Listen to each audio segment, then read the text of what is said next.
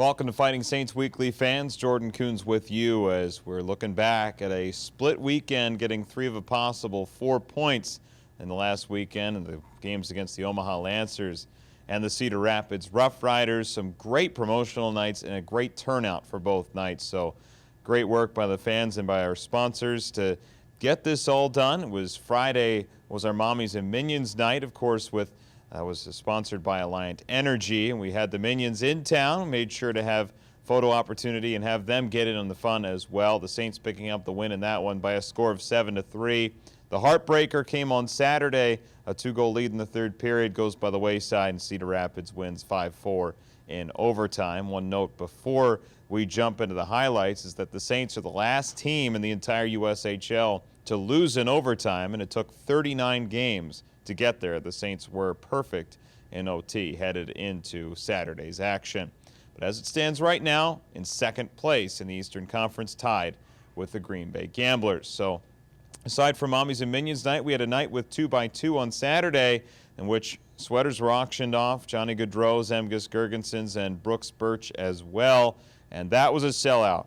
Absolutely fantastic atmosphere. We loved having everyone out here. It was great, and we hope we can have that for the rest of the season.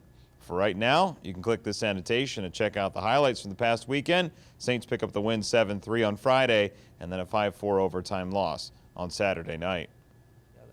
Get 3 of the 4 points. I mean, it could have been 4, but you get 3 of the 4. How do you look at this past weekend moving ahead? We did a lot of good things, but it was a little disappointing losing that game on Saturday night when I feel like we should have won it, but it's over with, and we just got to improve on some things and keep working and just get back to Fighting Saints hockey. You get 3 of a possible 4 points on the weekend, remaining in the pace towards the top. What did you think overall with the whole entire weekend? 3 out of 4 points in any weekend, you would say that's a success, but it just feels differently coming out with that loss against Cedar Rapids, just because up 2 goals against our rivals, against the top seed. But it is 3 out of 4 points, which is still very good, and we just got to keep moving forward from here. You see 2 of your teammates get Player of the Week honors. What's that like to see that? You got it earlier this year. What's it like to see somebody else perhaps get the honor, so to speak? It's pretty cool.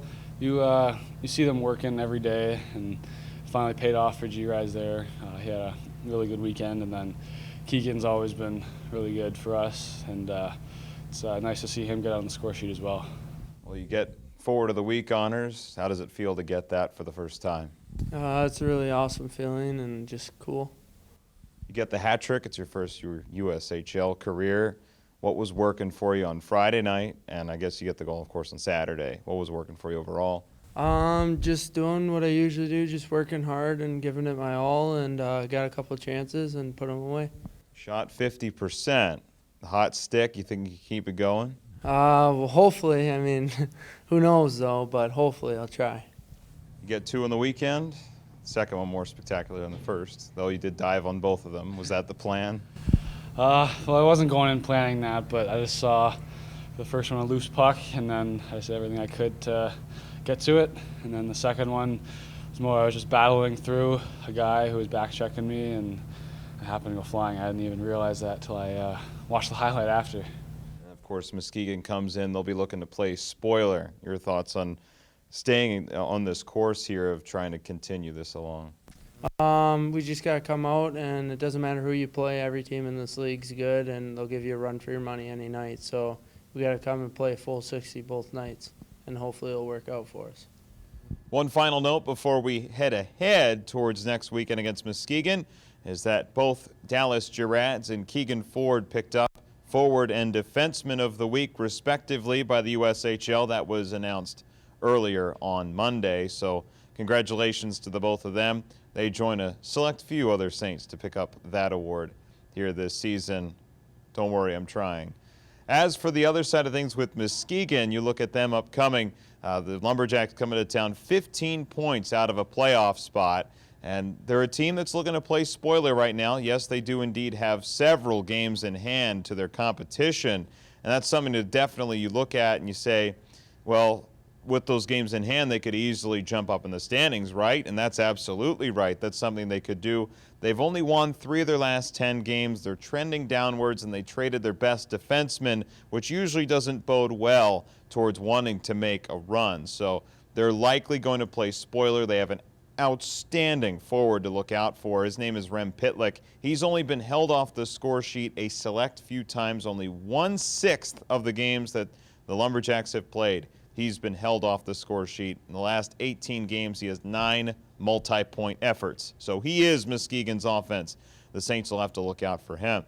On the other side of things, for the Saints, looking offensively, a lot of players got off the schneid in terms of offense and just getting generally back into the swing of things. Mitchell Smith, Gordy Green, Willie Neerum, all just ending goal droughts that were plaguing them for a while. The consistency getting back into the swing of things for the entire lineup, which is good news for the entire team. And you look at the line that was the 4th line in air quotes that the Saints put out: Dallas Gerads, Zach Solo, Colin Tyson, Cole Gutman, Justin Bofshever. You throw anybody out there, and it's been great for the Saints in that respect. So good on all of them to get on the board. So Muskegon on Friday and Saturday. It's our 20th anniversary celebration of Happy Gilmore and a college night coming up on Friday. And then Saturday, we have, of course, our TH Media Family 4-pack night. You can catch all the details to DubuqueFightingSaints.com or call the box office 563-583-6880 and get your tickets today. Looking forward to having you out this weekend. So long. Jordan Kuhn signing off. We'll talk to you next time